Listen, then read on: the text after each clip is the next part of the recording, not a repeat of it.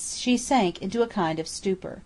All outward objects harmonized with her despair: the gloomy leaden sky, the deep dark waters below, of a still heavier shade of colour, the cold flat yellow shore in the distance, which no ray lightened up, the nipping cutting wind.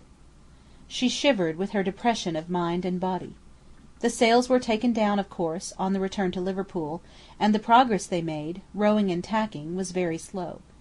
The men talked together, disputing about the pilots at first, and then about matters of local importance, in which Mary would have taken no interest at any time, and she gradually became drowsy, irrepressibly so, indeed, for in spite of her jerking efforts to keep awake, she sank away to the bottom of the boat, and there lay crouched on a rough heap of sails, rope, and tackles of various kinds. The measured beat of the waters against the sides of the boat, and the musical boom of the more distant waves, were more lulling than silence, and she slept sound. Once she opened her eyes heavily, and dimly saw the old, grey, rough boatman, who had stood out the most obstinately for the full fare, covering her with his thick pea-jacket. He had taken it off on purpose, and was doing it tenderly in his way, but before she could rouse herself up to thank him, she had dropped off to sleep again. At last, in the dusk of evening, they arrived at the landing-place from which they had started some hours before. The men spoke to Mary, but though she mechanically replied, she did not stir, so at length they were obliged to shake her. She stood up, shivering and puzzled as to her whereabouts. "Now, tell me where you are bound to, missus," said the grey old man, "and maybe I can put you in the way." She slowly comprehended what he said, and went through the process of recollection, but very dimly and with much labour. She put her hand into her pocket and pulled out her purse, and shook its contents into the man's hand, and then began meekly to unpin her shawl, although they had turned away without asking for it. "No, no," said the old man, who lingered on the step before springing into the boat, and to whom she mutely offered the shawl. "Keep it. It were only for to try you. Some folks say they've no more, blunt, when all the while they've gotten a mint." "Thank you," she said in a dull, low tone. "Where are you bound to? I axed that question afore," said the gruff old fellow.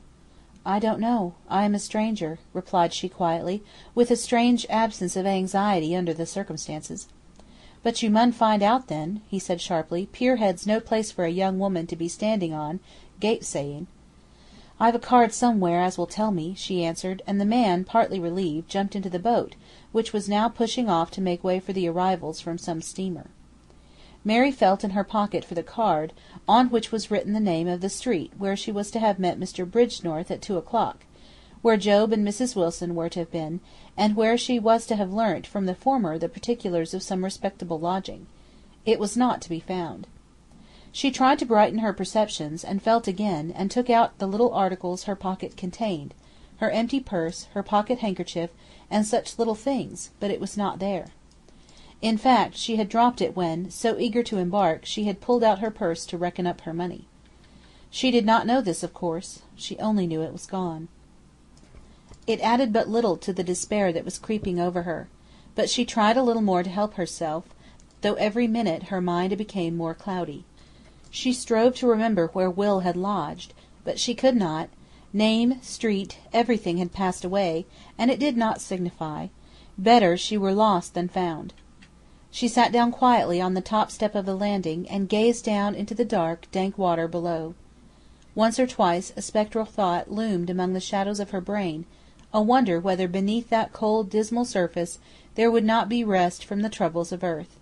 But she could not hold an idea before her for 2 consecutive moments, and she forgot what she thought about before she could act upon it. So she continued sitting motionless, without looking up, or regarding in any way the insults to which she was subjected. Through the darkening light the old boatman had watched her, interested in her in spite of himself, and his scoldings of himself. When the landing-place was once more comparatively clear, he made his way towards it, across boats and along planks, swearing at himself while he did so, for an old fool. He shook Mary's shoulder violently. "Damn you! I asked you again where you're bound to. Don't sit there, stupid. Where are we going to?" "I don't know," sighed Mary. "Come, come, avast with that story. You said a bit ago you'd had a card, which was to tell you where to go." "I had, but I've lost it. Never mind." She looked again down upon the black mirror below. He stood by her, striving to put down his better self, but he could not. He shook her again. She looked up, as if she had forgotten him. "What do you want?" she asked wearily. "Come with me, and be damned to you!" replied he, clutching her arm to pull her up. She arose and followed him, with the unquestioning docility of a little child. CHAPTER 29